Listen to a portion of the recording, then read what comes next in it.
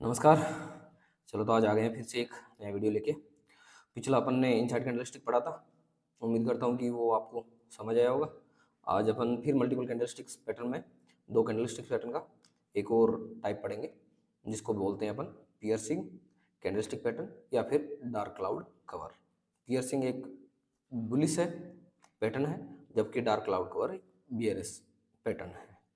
तो ये किस तरीके से बनता है, चार्ट में कहाँ शो होता है, किस तरीके से अपन सर्च करते हैं, यही सारी चीज़ें आज अपन इसमें सीखेंगे। और अभी लाइव मार्केट चल रहा है, बैंड बजी पड़ी है आज बैंक निफ्टी की, तो 1500 पॉइंट डाउन है।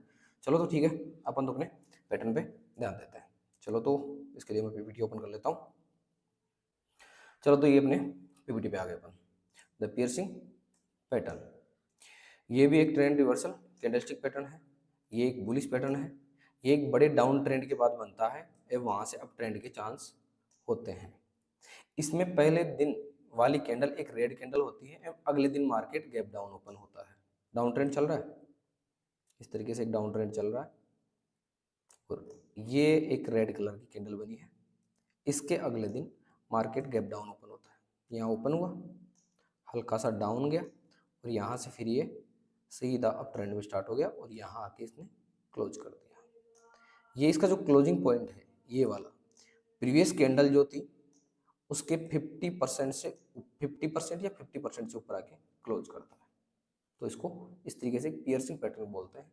वहाँ से प्राइस अपसाइड में मूवमेंट करने लगती है एम पहले वाले दिन की कैंडल की 50% या 50% से ज़्यादा रिकवर कर जाती है एम एक ग्रीन कलर की कैंडल बनती है। तो 50% से ऊपर कवर कर गई, एक ग्रीन कलर की कैंडल है। जैसे ही इसके हाई को ये ब्रेक करेगा, जैसे तीन कैंडल, क्योंकि ये तो 50% या अगर पूरा इसको कवर कर जाती तो ये इनगल्फिंग बन जाती इस तरीके से, तो ये दो ही कैंडल में काम हो जाता। अगले दिन की कैंडल का अपन वेट करेंगे। रिस्की ट्रेडर्स यहाँ ट्रेड ले लेंगे अपनी, इसको एसएल रख लेंगे या फिर इसके लो को एसएल रख लेंगे। अपन अगले दिन ट्रेड लेंगे जिनको सेफ खेलना है। इसके जैसे हाई को क्रॉस किया अपन यहाँ पे एंट्री लेंगे और अब ट्रेंड के लिए अपन स्टार्ट कर देंगे अपनी ट्रेड। एसएल रखेंगे अपन इस रेड कैंडल के लो को रख लेंगे, रेड कैंडल के लो को रख लेंगे। अगले दिन रेड कैंडल के हाई को ब्रेक करते ही अपसाइड मूवमेंट के लिए ट्रेड में एंट्री ले सकते हैं। रेड कैंडल के लो को स्टॉप लॉस रखा जाता है। क्या तो आप रेड कैंडल के लिए थोड़ा कम स्टॉप लॉस रहेगा, या ग्रीन कैंडल के लिए आप और थोड़ा सा बड़ा और सेफ रखना चाहते हो तो ग्रीन कैंडल के लो को भी अपन स्टॉप लॉस रख सकते हैं। तो अब देखते हैं इसमें क्या माइंड सेट रहता है बियर्स एंड बुल्स का। तो डाउन ट्रेंड चल रहा था इस तरीके से एक डाउन ट्रेंड चल रहा था और एक रेड कलर की कैंडल यहाँ बनी। तो अब तक यहाँ पे बेयर्स हावी थे। अगले दिन गैप डाउन खुलती है तो बेयर्स की एंट्री रहती है। थोड़ा सा डाउन गया या डाउन नहीं जाए और यहाँ पे अपने बुल्स एंट्री मारते हैं और सीधी बड़ी ग्रीन कलर की कैंडल बना देते हैं जो इसके 50% से ऊपर इसको क्लोज कर देते हैं। देख सीधा सीधा एक माइंड सेट रहता है अपना। यहाँ पे एक सीधा सीधा साइकोलॉजी समझनी है अपन को कि जो बुल्स हैं और जो बेयर्स हैं, मतलब जो बायर्स हैं और जो सेलर्स हैं, उनके दिमाग में चल क्या रहा है। डाउन ट्रेंड चल रहा था तो मतलब सेलर्स हावी थे, सेल कर रहे थे, जैसे मौका मिल रहा था सेल कर रहे थे, जैसा मौका मिल रहा था सेल कर रहे थे। हल्का हल्का बायर्स भी बाय कर रहे थे यहाँ पे, लेकिन उस क्वांटिटी में नहीं कि वो उनको सेलर्स को हरा सके। इस दिन यहाँ पे बायर्स ने हिम्मत दिखाई और बाय करना स्टार्ट किया।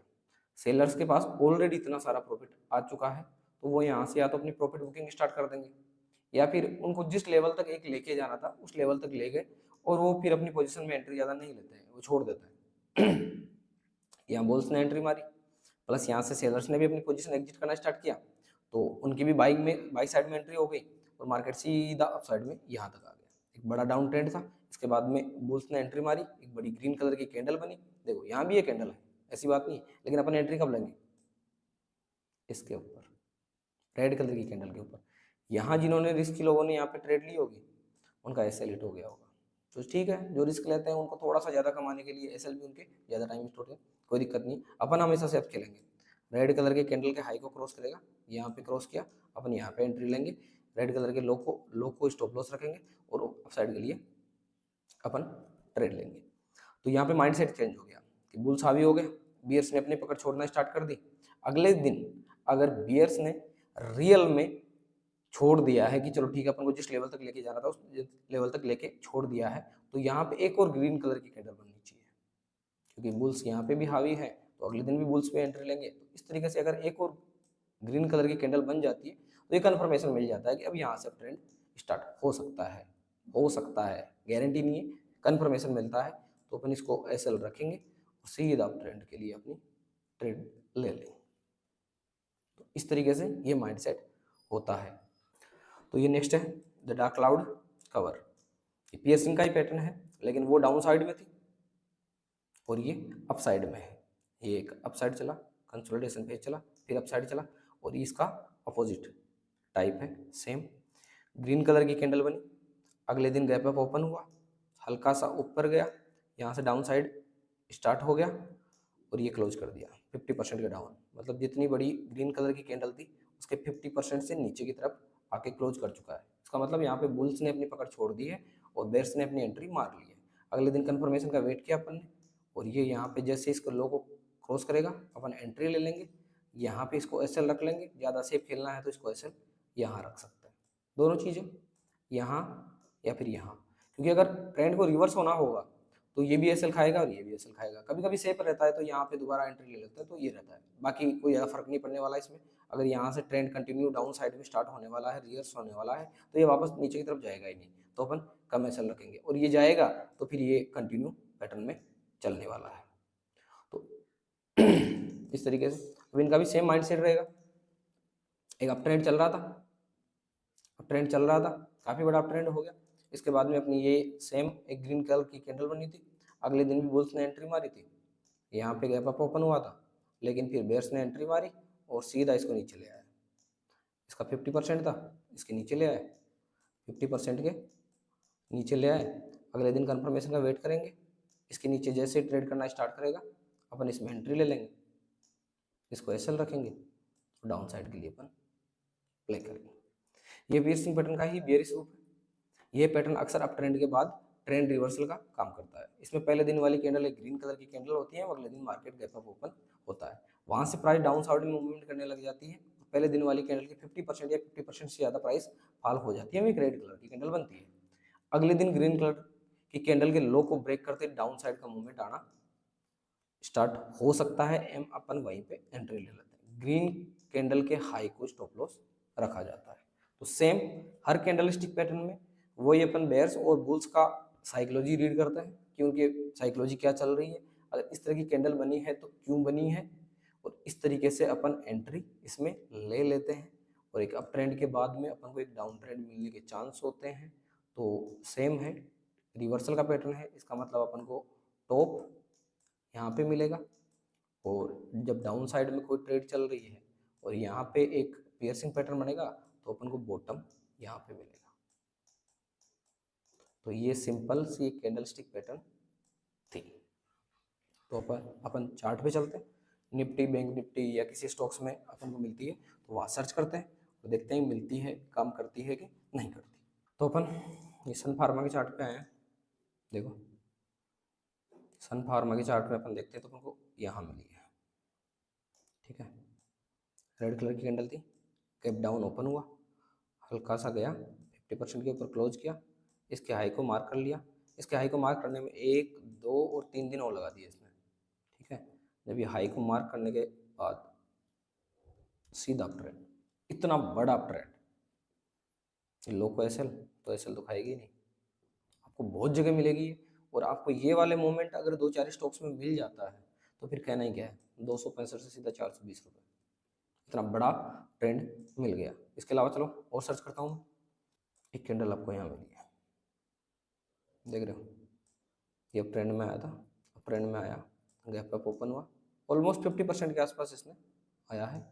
इसके बाद में हाई को इसने यहाँ क्रॉस नहीं किया है, एंट्री लेंगे अपन इसके लो के ब्रेक करने पे, ठीक है, यहाँ लो ब्रेक किया, उसके बाद में सीधा आपको इतना बड़ा डाउन ट्रेंड मिल गया, एक सीधा सीधा इतना बड़ा टारगेट मिल गया। बना हुआ चार्ट है, बहुत अच्छा लगता है दिखने में, लेकिन जब रियल में आप ट्रेड लेते हो तो ये जो 3-4 दिन का मूवमेंट हुआ है, जैसे यहाँ पे यूँ मान लो कि आपने सर्च कर लिया कि यहाँ बना है। अब आप जो ये 3-4 दिन के लिए वेट करोगे ना, ये वाला बना, आपने इस दिन सर्च किया, फिर 1, 2, 3 और ये चौथे दिन, तो ये 4 दिन का वेट करने में लोगों का पेशेंस जवाब दे जाता है और वो एंट्री नहीं लेते। उनको लगता है पता नहीं गए जाएगा कि नहीं जाएगा और छोड़ देते हैं। और वो जो छोड़ते हैं वही अक्सर होता है। जिस दिन आप ट्रेड नहीं लेते हो, जिस दिन जो मौका छोड़ते हो आप, यकीन मान के चलो कि उसके अगले दिन आपके फेवर में जाने वाला है। और जिस ट्रेड में एंट्री लोगे उसमें आपको तपाने लग जाता है, तो आप लॉस बुक करके वैसे निकल जाओगे। मार्केट का नेचर है, ये मिलेगा आपको। इसीलिए तो यहाँ पे आपको साइकोलॉजी स्ट्रॉन्ग करने की जरूरत होती है। एक यहाँ मिली गोदरेज इंडस्ट्री में, देखो डाउन ट्रेंड था, यहाँ से ट्रेंड चला, यहाँ तक गया, गैप अप ओपन 50% के नीचे, इसके जैसे नीचे गई, लेकिन ये गया नहीं, क्रॉस ही नहीं किया। यहाँ क्रॉस किया होगा, आपने एंट्री ली होगी, तो यहाँ पे आपका एसएल हिट हो जाएगा। ज़्यादा गया नहीं ना, तो ये एसएल आपके हिट होंगे। 2-3 में अपन को प्रॉफिट मिला है, तो यहाँ आपका एसएल हिट हो गया। तो आपका कभी कभी एसएल भी हिट होगा। मिला था, परफेक्ट मिला था, लेकिन लिए आपने एंट्री, इसके नीचे देखो तीसरे दिन ही चला गया था, हल्का सा नीचे गया और नीचे जाते आपका फिर यहाँ से रिवर्स हो गया। इतने दिन आपको तपाया और उसके बाद में आपका एसएल खा गया। 5-10 दिन आपने वेट किया, 5-10 दिन में आपका एसएल हिट हो गया।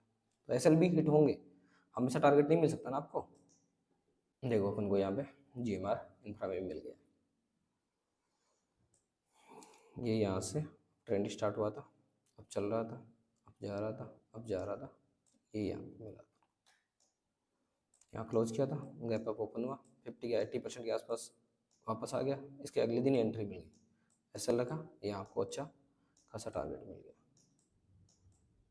ये वाला टारगेट मिल गया 50। इस तरीके से जब सर्च करेंगे, वेट करेंगे, ट्रेड में एंट्री लेंगे, तो अपना पहले ही बोल रखा है 60 से 70% आपको सक्सेस मिलेगी। और 60 से 70% अगर आप डिसिप्लिन मेंटेन कर लोगे, टाइम पे एंट्री लोगे, टाइम पे एग्जिट कर दोगे, जब भी ऐसे हिट होगा तो चुपचाप तमीज से लॉस बुक करोगे और निकल जाओगे। कभी कभी क्या होता है कि अपना ऐसे हिट हो जाता है, लेकिन अपने एक होप लेके बैठ जाते हैं कि अब वापस आएगा, वापस आएगा, वापस आएगा। यहाँ से गया, डाउन साइड आया, अपना ऐसे लिए था, अपन एग्जिट नहीं करते हैं और फिर वो वहाँ से डाउन ट्रेंड स्टार्ट हो जाता है। फिर अपन मार्केट को गालियाँ देते रहते हैं, कोई मतलब नहीं है, लॉस होता है, सट्टा है। अरे जब ऐसे हिट हो रहा है तो आपको निकलना है ना। अब आपका ये यहाँ से वापस इस रेंज में आते आते आते आते आते 2 साल निकाल दिया।